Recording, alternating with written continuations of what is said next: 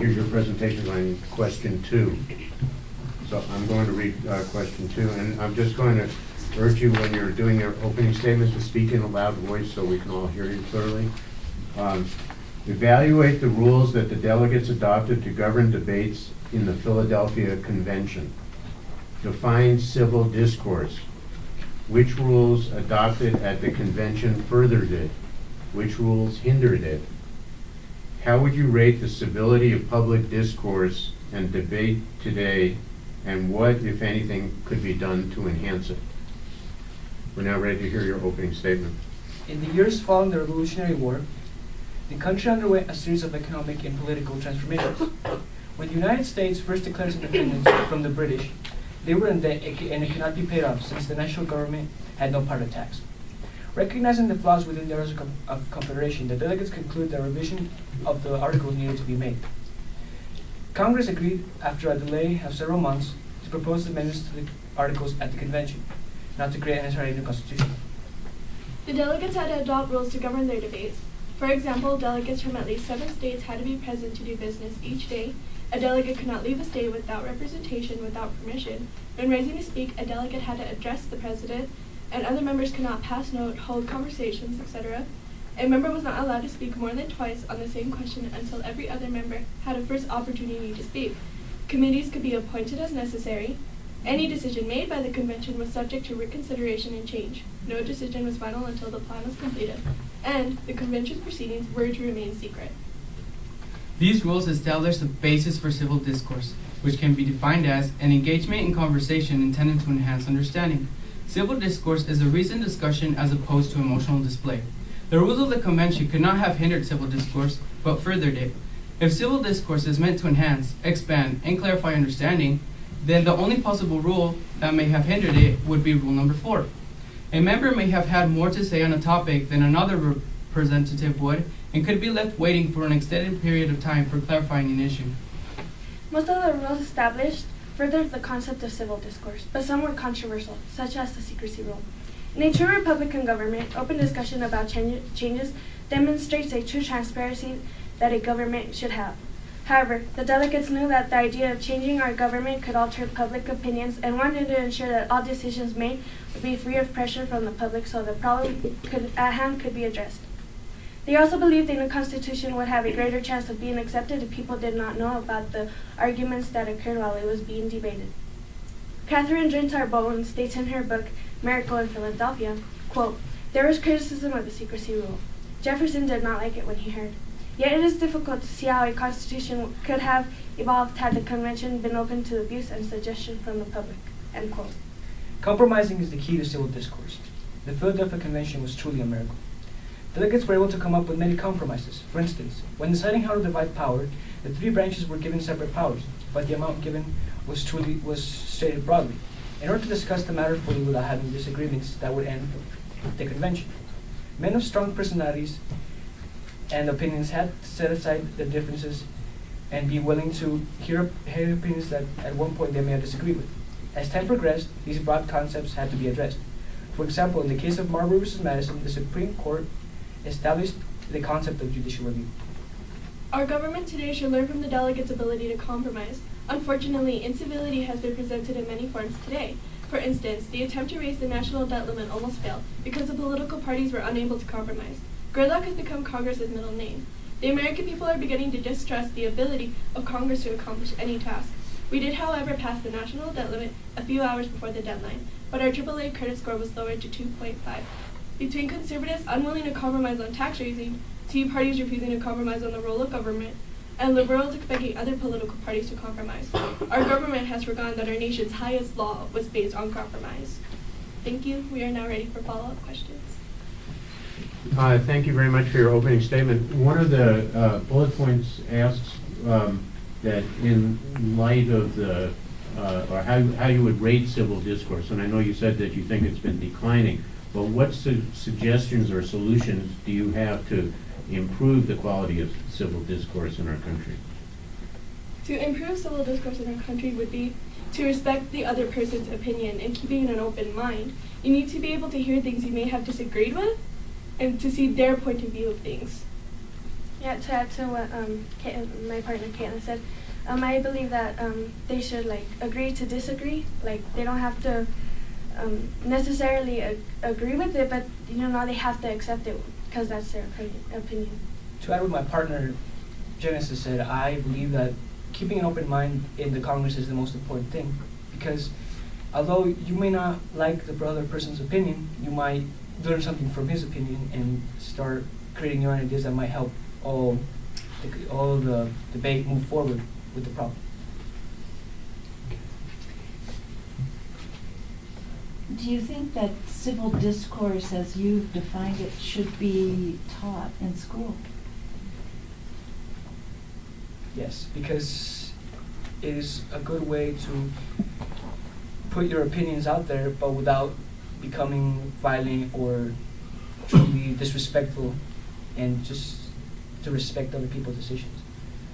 Civil discourse should be taught in school because it is important to learn how to be able to work well with others. Even if you disagree with their point of view, it's important to see why they have that point of view in the first place. Do you think talk radio sets a good example in this regard?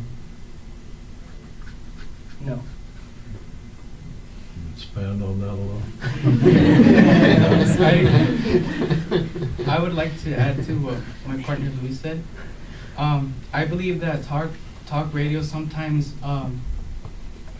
overreact to things, like they put their opinion towards the public, and the public might disagree with what the broadcaster said. So like if he disagrees with, for example, political parties, he might say things that he thinks about the government, but other people might not agree with him.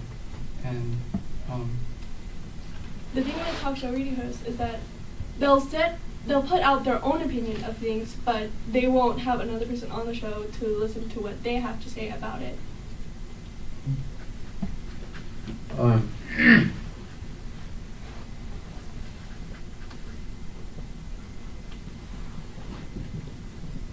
May I? Yes, go ahead. I'm sorry. I asked you before about whether you thought schools should teach civil discourse, but I want to know whether you think there's anything that students, especially yourselves, could do individually to promote civil discourse in a school environment. I personally believe that you could really teach this by, not arguing with someone, but telling them, if someone puts an idea out there, you disagree with them, but you tell them this is why I disagree with you, and then they could tell you why they don't agree with you. So it's really just to gather ideas from other people's opinions and to make them into your own, so you can move forward and just not have constant gridlock, as my partner Caitlin said in her essay. To add what my partner Luis said, an example of that would be joining student council, where you get to put out your own opinions on what you want to be changed in the school, and it was the teachers and people that can change it that hear your voice. I now remember what I was going to ask you. A couple of years ago, during the State of the Union message by President Obama, a member of the House of Representatives stood up and called or shouted out that he was a liar. Do you think that some action should have been taken against him in light of that statement? No, because although he was showing incivility, he was not committing a crime. He was not causing any physical harm to the president. So it was still in the bounds of civil incivility. Amendment 1, freedom of speech, gives him the power to say that. So long as he didn't endanger him, it made it okay. Well, let me just ask as a follow-up, what then can be done to try to make sure that incidents like that don't happen again?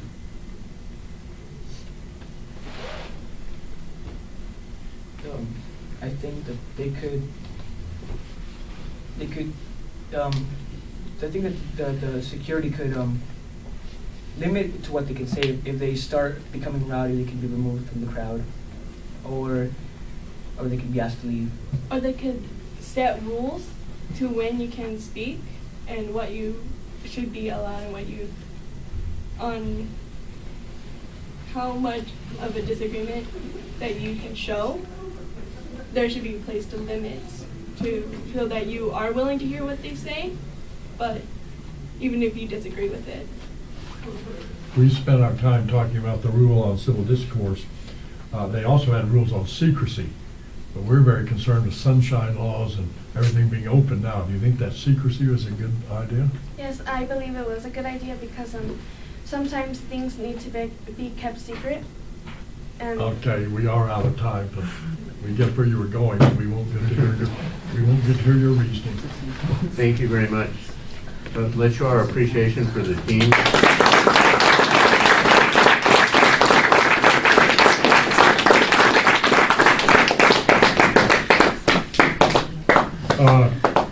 You did a nice job of all getting in on the, not only, of course, the initial presentation, but on the answers. Most of you managed to get in and supplement what each other said. That was very good. You might, on your initial presentations, you were kind of in a hurry to get through them because you are on a time limit, of course. You were a little hard to understand because you talked a little too fast. So I think you showed a good understanding of the topic and a good job of sharing with each other. Caitlin, I very much like the way that you dealt with the individual rules, something that was critical to this question. So you laid them out one by one, which was very helpful. I thought the rest of you spoke very well. Yeah, this is your addressing the secrecy rule was very important to this question. And overall, I think you all pointed to some kind of source document for your opinion. I agree with Mr. Fleet that if you spoke a little slower, your presentation would come across more clearly. But I did notice that when you addressed our questions, you did so fearlessly and you made great eye contact. So that was very good in creating the poise that you need in order to participate in one of these sessions.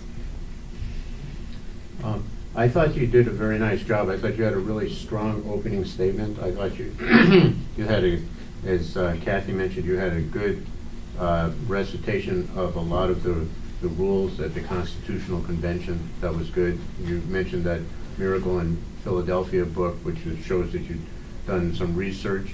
One thing that you might have done was to mention where your definition of civil discourse came from. That I wasn't clear whether that was what someone else said or whether that was your own definition. And the one, I thought you also did a good job answering our questions, and I like your answer about talk radio, saying that sometimes talk radio shows overstate positions. It would have been nice to hear an example or two of some specific radio talk shows that you think might do that. And we ran out of time, but I think you had a good answer in the question about secrecy, about that, how that was important at the Constitutional Convention. And I wish we had more time to explore that further, because that's a very interesting issue. But overall, I was very impressed with your presentation this morning. I might add one other thing, that having done this for several years, it's been interesting to see how each year your school just seems to get better and better. So we congratulate you for continuing to really improve in your presentations. Thank you. Thank you.